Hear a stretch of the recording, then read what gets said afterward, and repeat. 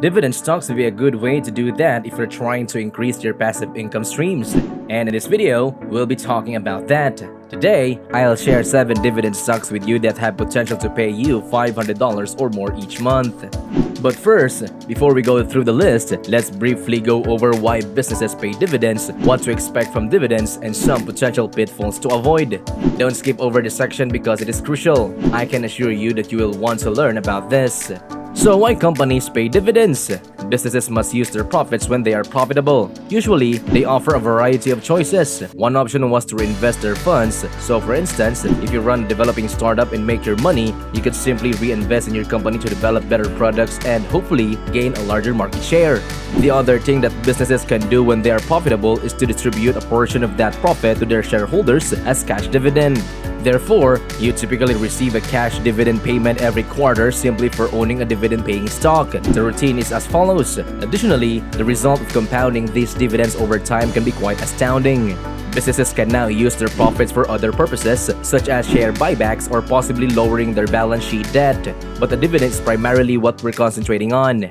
Now, if you research for a company with the highest dividend yield, say over 10%, I advise you to exercise a little caution because that is what is referred to as dividend trap.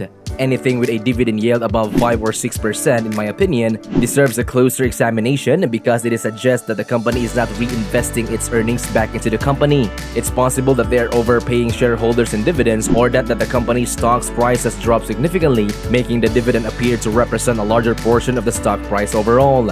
I'm not saying that all high-yield stocks are bad investments. That is not what I'm saying. But whenever a dividend yield is over 5 or 6%, you ought to conduct further investigation. Now, let us dive into the main topic today. The first stock is JPMorgan Chase. As of October 29, 2022, JPMorgan, one of the largest financial institutions in existence, is yielding a dividend on its stocks of 3.17%. Although the yield of 3.17% isn't particularly high, it is higher than the S&P 500 benchmark, which stands at about 1.82%. The fact that JPMorgan has a sizable cash balance on its balance sheet is one of the reasons I like them so much. They have 1.7 trillion in liquid assets, more than 700 billion of which is cash.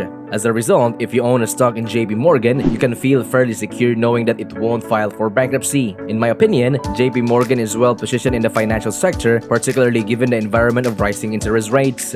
Consequently, as you may or may not be aware, the Fed increased interest rates. Banks will benefit as interest rates rise because they can effectively arbitrage the interest rate and the offers they make to customers. This means that we should see net interest incomes for JPMorgan continue to go up, especially throughout this year and next year. The Fed will probably keep raising rates as long as it fights inflation. If that occurs, JPMorgan will only stand to gain. When it comes to a high dividend paying portfolio, I have to say that you should have a value security because if the company goes out of business, it won't be paying you a dividend. As a result, unlike some other financial institutions such as Lehman Brothers, JPMorgan did not declare bankruptcy in 2008, and they're just not moving because they have so much cash in their balance sheet. Having JPMorgan in your portfolio is a wise choice for that reason.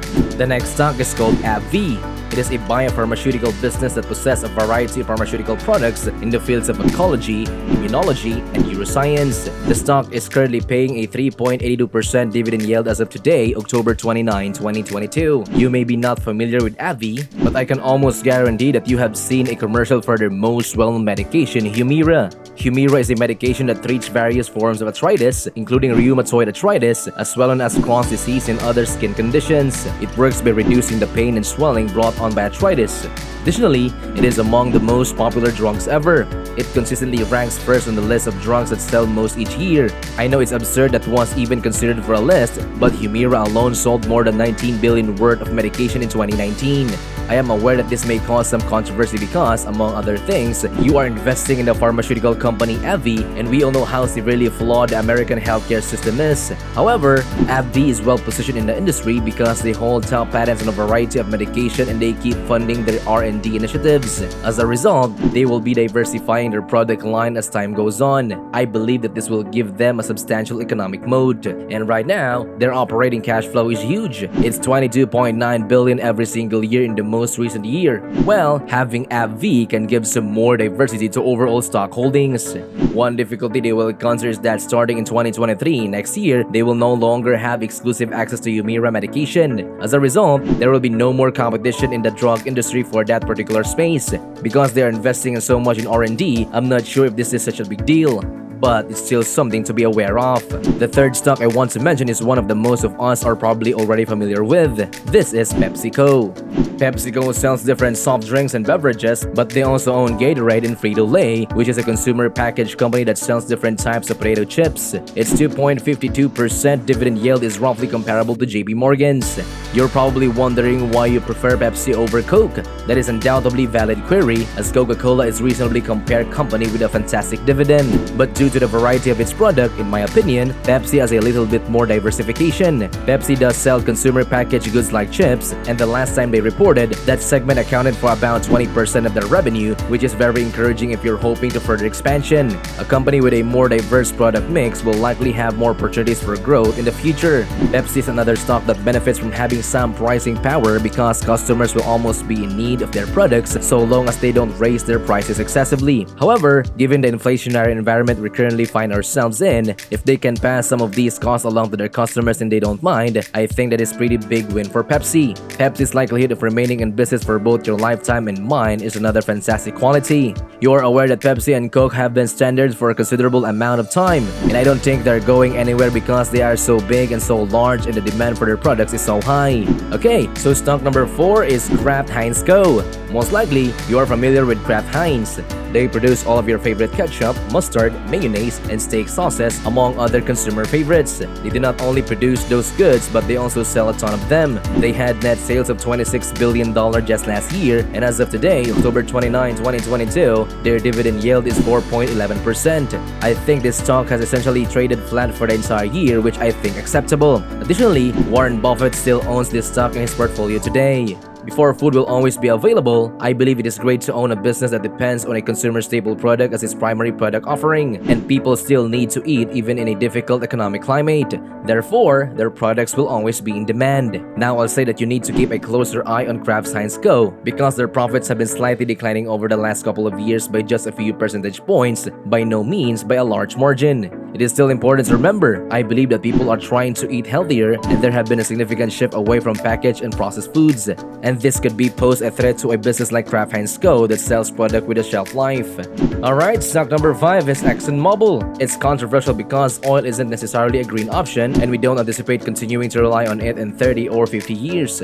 However, there's still significant reliance on fossil fuels today. Energy is actually one of the sectors that have outperformed this year if you were to invest in Exxon. As a result, having this holding would have probably been quite beneficial to your portfolio. Products made from refined oil such as gasoline, heating oil, and petroleum are currently more expensive on the market.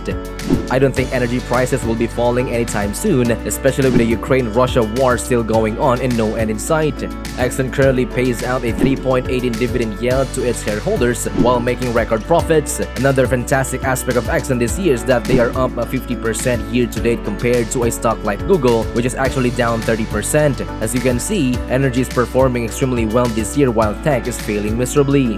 Exxon is also a fantastic inflation hedge because, according to any CPI reading, the energy sector is one of that always sees price increases. And if you consider the entire supply chain as a whole, oil is used almost everywhere, including in the delivery of your food by trucks and possibly even harvesting of your crops with the equipment that they use.